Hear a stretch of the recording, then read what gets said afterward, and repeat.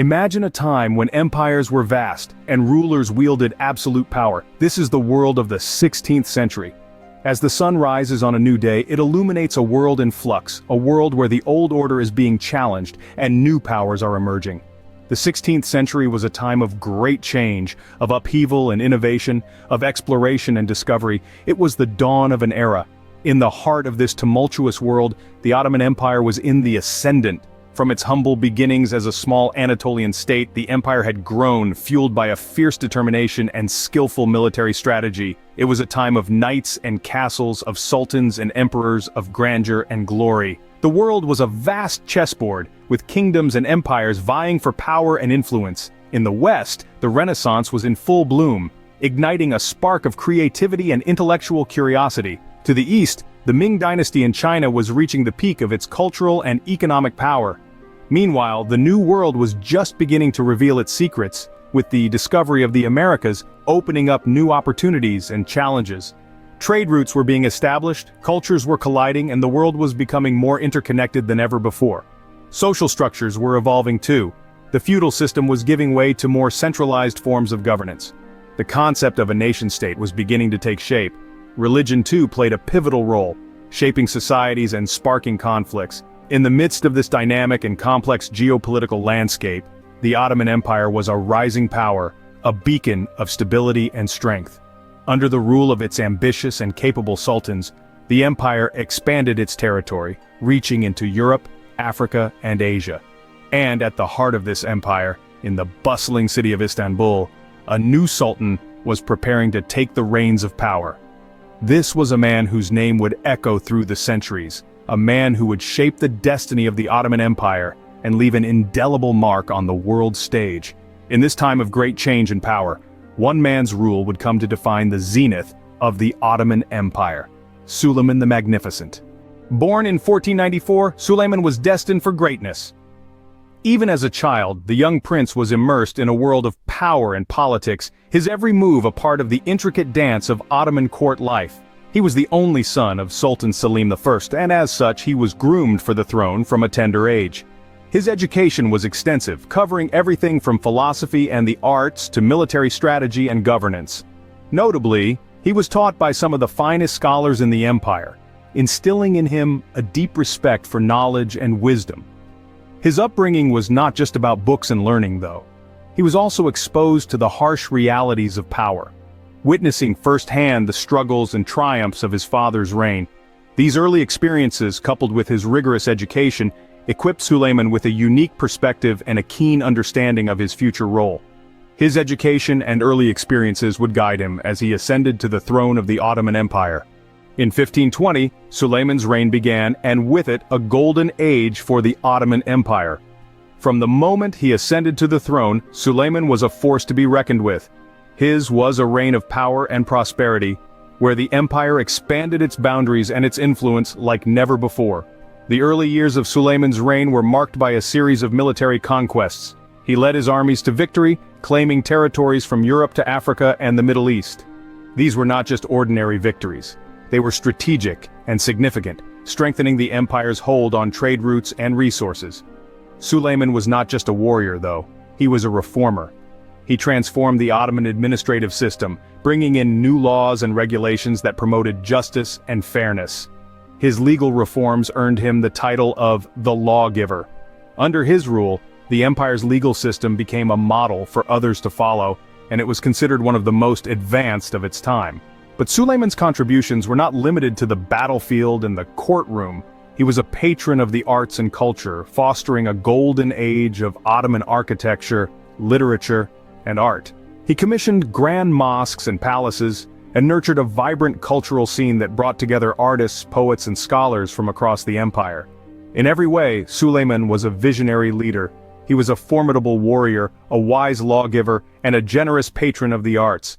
He understood that an empire's strength lies not just in its military might, but also in its culture, its laws, and its people. And so, Suleiman's reign was transformative. It marked a period of unprecedented growth and prosperity for the Ottoman Empire. His rule brought about a golden age that would be remembered for centuries to come. His legacy is one of power, justice, and culture. Suleiman's rule was transformative, ushering in a period of unprecedented growth and prosperity for the empire. Suleiman was not just a conqueror, he was also a reformer and a patron of the arts. His reign was a golden age of cultural development and legal reform that left an indelible mark on the Ottoman Empire. Suleiman's legal reforms, known as the Kanuni, were instrumental in shaping the empire's legal and administrative systems. He sought to create a system of law that was fair and just, one that would serve as a bulwark against corruption and ensure the welfare of his subjects. He was known as the Lawgiver for his extensive legal code that touched on every aspect of life in the Ottoman Empire, from criminal law to civil rights. These reforms brought balance to the empire and solidified Suleiman's reputation as a just and wise ruler. But Suleiman's legacy wasn't confined to the realm of law. He was also a great patron of the arts, fostering a cultural renaissance that left a lasting impact on the empire. He commissioned grand architectural projects from the opulent Süleymaniye Mosque in Istanbul to the restoration of the Dome of the Rock in Jerusalem. His court was a hub of artistic activity, attracting poets, artists, and scholars from across the empire and beyond. Suleiman himself was an accomplished poet and goldsmith, and his personal interest in the arts created an environment where creativity flourished. The arts and culture of the Ottoman Empire reached their zenith under his reign, and his patronage helped to shape the empire's distinct cultural identity.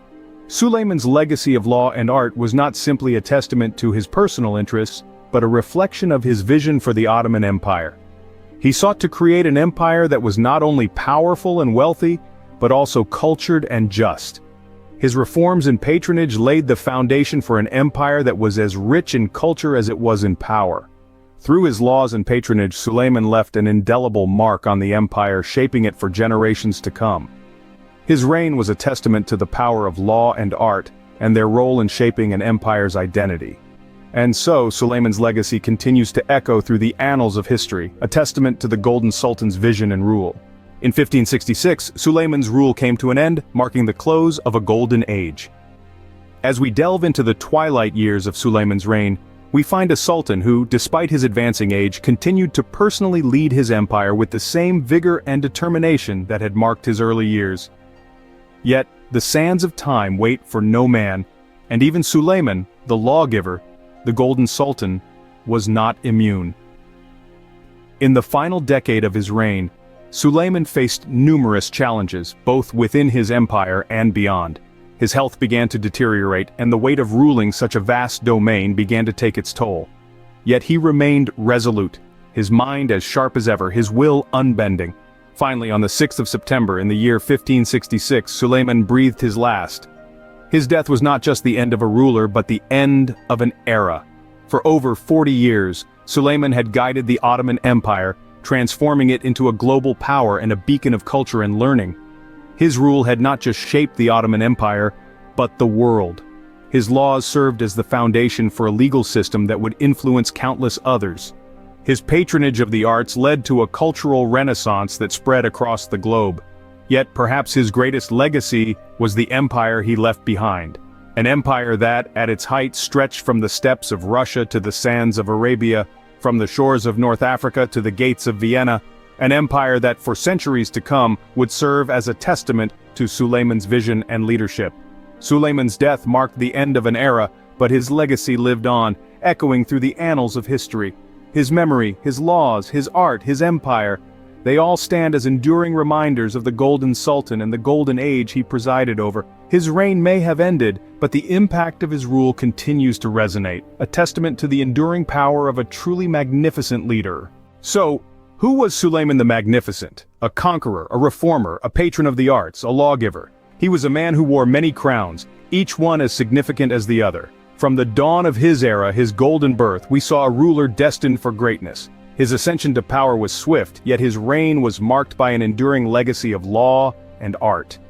He was a sultan who valued justice as much as he did beauty, a leader who wasn't just about conquests but also about nurturing a civilization that thrived on wisdom and culture. His love for the arts saw the Ottoman Empire flourish under a golden age of artistic and architectural brilliance. And, as his era ended, he left behind a legacy that continues to echo through the annals of history. In the grand tapestry of history, Suleiman's thread shines gold, a testament to his profound impact on the world.